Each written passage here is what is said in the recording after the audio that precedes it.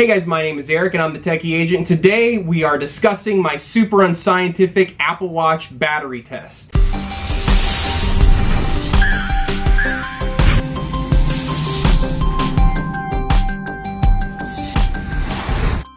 I wanted to find out how long my battery life on my watch was actually getting. I began to take a screenshot every time I would pull my watch off of the charger at 100%. And then when I put it back on the charger, whether it was 50%, 40%, 30%, whatever it was, I would take another screenshot. And then that way I'd be able to see the percentage that had drained, and I'd also be able to see how much time had elapsed. And then I would be able to take an average of how much percentage is draining off of the battery per hour and kind of come up with a rough way to tell how much battery life I was getting. Now, every day was a little bit different because some days I just wore the Apple Watch around like a watch and didn't really use it a whole lot. And then other days I was getting lots of notifications and I might have used it to work out, and so it was using the onboard heart rate sensor, and so it was using up a lot more battery life. And so taking these screenshots over the course of these several days now has kind of given me an idea of how much battery life I can expect from my Apple Watch based on how I use the watch. Now, your results may vary because you might be using your watch far less or far more than I'm using mine. But at least I was able to see for me how long I should expect to be able to wear my watch before I'd have to put it back on its charger again. So without any further ado, let's go ahead and take a look at the screenshots of my watch.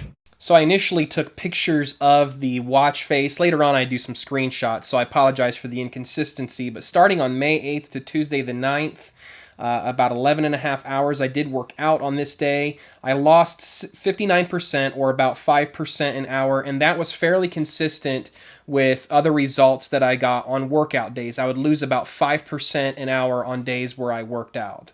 Now, obviously, that's because on those particular days, I was using the optical heart rate, which drained the battery a little bit more on days where I didn't work out. Now, keep in mind the 18 hours that Apple promises your battery will last is based on an assumption that you're going to work out 30 minutes a day. So if you're not going to be working out that day, I found that the battery life is a lot better. So as you'll see on screen now, on Tuesday the 9th to Wednesday the 10th, transpired about 21 and a half hours, losing about 71%, or about 3.3% per hour. For the sake of boring screenshots, I'll move quicker. From Saturday to Sunday, I lost about 2.7% per hour. Tuesday to Wednesday, about 2.6% per hour. And then Thursday the 18th, about 2% per hour.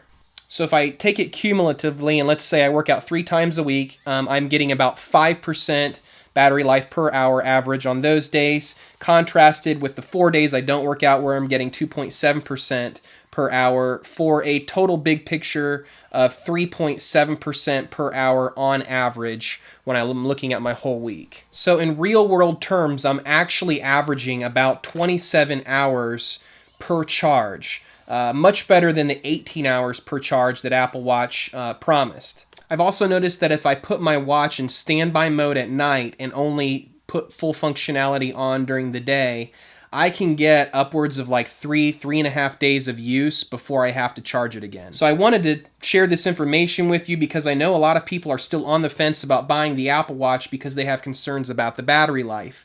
And so I just wanted to show that maybe there's not such a need to be concerned as everybody's making it out to be.